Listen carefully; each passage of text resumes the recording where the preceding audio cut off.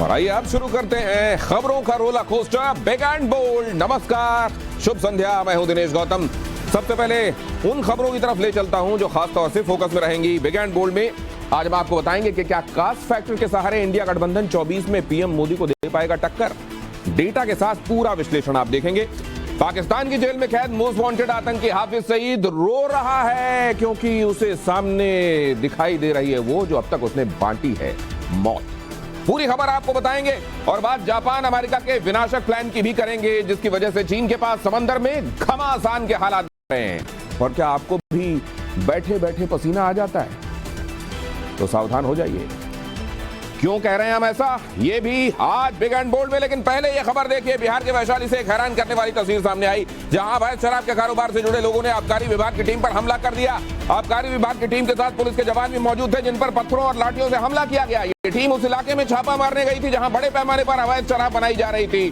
जैसे ही उन लोगों को पुलिस के आने की खबर मिली, उन्होंने पत्थरों से हमला बोल दिया। इस हमले में कई जवानों को चोट आई जिनमें एक की हालत गंभीर बताई जा रही है। हालांकि आबकारी विभाग की टीम और पुलिस के जवान भी पीछे नहीं हटे और उन्होंने सभी आरोपियों को वहां से खदेड़ दिया। इस पूरी घटना का आबकारी विभाग ने ड्रोन कैमरे से वीडियो भी बनाया है। बिहार शर्मसार करने वाला चेहरा सामने आया। एक पुलिस वाले ने बीच सड़क पर एक महिला के साथ मारपीट की। इस दौरान उसने महिला को लात भी मारी। आरोपी पुलिस वाले के साथ ही उसे रोकने की कोशिश करते नजर आए लेकिन वो मारपीट पर उतारू था।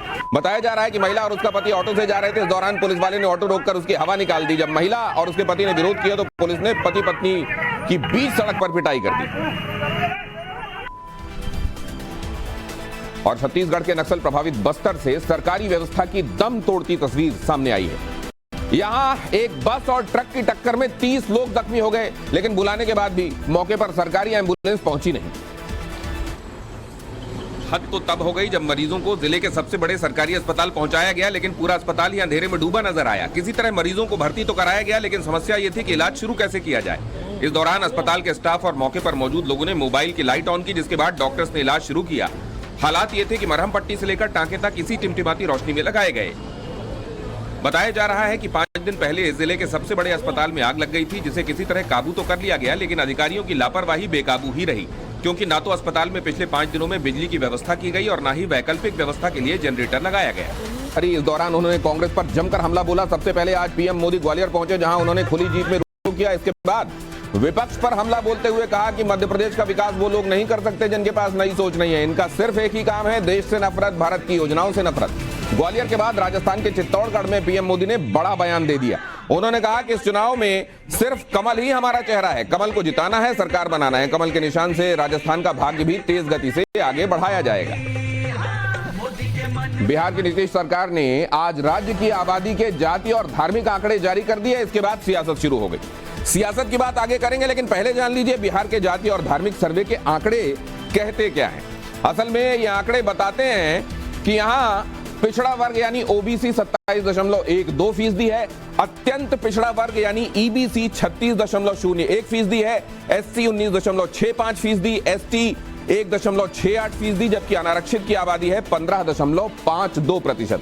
जातियों के लिहाज से यादव 14.26% है और इस आबादी के साथ ये जो फिगर है बताता है कि सबसे बड़ी जाति यही है। इसके बाद रविदास 5.2%, कोयरी 4.2%, ब्राह्मण 3.65%, राजपूत 3.45%, मुसहर 3.08%, भूमिहार 2.86%, कुर्मी 2.8%, मल्लाह 2.60%, बनिया 2.31%, जबकि कायस्थ की आबादी 0.60% है। और धार्मिक आधार पर देखा जाए तो बिहार की 13 करोड़ की आबादी में हिंदू 81.9, करीब 82%, मुस्लिम 17.7%, ईसाई 0.057%, सिख 0.011%, बौद्ध 0.085%, जैन 0.0096% और अन्य धर्मों के जो धर्म को मानने वाले हैं वो 0.1274%, जबकि किसी भी धर्म को ना मानने वाले लोगों की तादाद है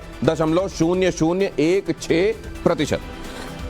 और जाति आधारित जनगणना की रिपोर्ट जारी होते ही पटना से दिल्ली तक खलबली तेज हो गई, सियासत तेज हो गई। आरजेडी और जेडीयू ने सर्वे को ऐतिहासिक बताया। लालू प्रसाद यादव ने जमकर तारीफ की जबकि कांग्रेस और आम आदमी पार्टी ने नीतीश सरकार के फैसले का सपोर्ट किया। तो वहीं बीजेपी नेता गिरिराज सिंह ने इसे भ्रम फैलाने वाला बताते हुए नीतीश सरकार से उनके कार्यकाल का रिपोर्ट मांग लिया। मध्य प्रदेश में चुनाव से पहले सीएम शिवराज सिंह चौहान का बड़ा बयान सामने आया। सीहोर में एक जनसभा को संबोधित करते हुए भावुक हो गए। इस दौरान उन्होंने कहा, चला जाऊंगा तो बहुत याद आऊंगा, मेरे जैसा भैया नहीं मिलेगा। इसके साथ उन्होंने कहा कि मैंने राजनीति की परिभाषा बदल दी है, मैं सरकार नहीं चला रहा हूं, परिवार चला रहा हूं। सीएम शिवराज सिंह के इस बयान को कांग्रेस ने विदाई भाषण करार दे दिया। शिवराज सिंह पर निशाना साधते हुए कमलनाथ ने कहा कि राज्य की जनता उनकी झूठी घोषणाओं को याद रखेगी। छाती पीट पीट कर रोया आतंकी हाफिज सईद, मौत का काउंटडाउन स्टार्ट। पूरी खबर आ गई, लेकिन उससे पहले देखिए स्वर्ण मंदिर में राहुल गांधी की सेवा। कांग्रेस नेता राहुल गांधी आज अमृतसर के स्वर्ण मंदिर पहुंचे। यहां उन्होंने दरबार साहिब में मत्था टेका, साथ ही उन्होंने यहां सेवा भी की। पंजाब कांग्रेस के मुताबिक राहुल गांधी की यह निजी यात्रा थी। कल दिल्ली में देर रात तक चली बीजेपी केंद्रीय चुनाव समिति की बैठक में राजस्थान और छत्तीसगढ़ विधानसभा चुनाव के लिए पार्टी उम्मीदवारों के नाम पर मंथन हुआ। सूत्रों के मुताबिक 40 सीटों पर प्रत्याशियों के नाम फाइनल किए गए हैं। महाराष्ट्र के सीएम एकनाथ शिंदे की दोनों डिप्टी सीएम देवेंद्र फडणवीस और अजीत पवार के साथ मीटिंग हुई। सूत्रों के मुताबिक इस बैठक में मंत्रिमंडल विस्तार पर चर्चा हुई। खबर है कि चौथी बार कैबिनेट विस्तार करके सरकार में शामिल पार्टी नेताओं की नाराजगी दूर करने की कोशिश की जाएगी। तृणमूल कांग्रेस ने आज केंद्र सरकार के खिलाफ राजघाट पर धरना दिया। इसमें पार्टी सांसद अभिषेक बनर्जी समेत ममता सरकार में शामिल कई मंत्री मौजूद थे। टीएमसी ने केंद्र सरकार पर पश्चिम बंगाल को मनरेगा और आवास योजना के लिए पैसे नहीं देने का आरोप लगाया।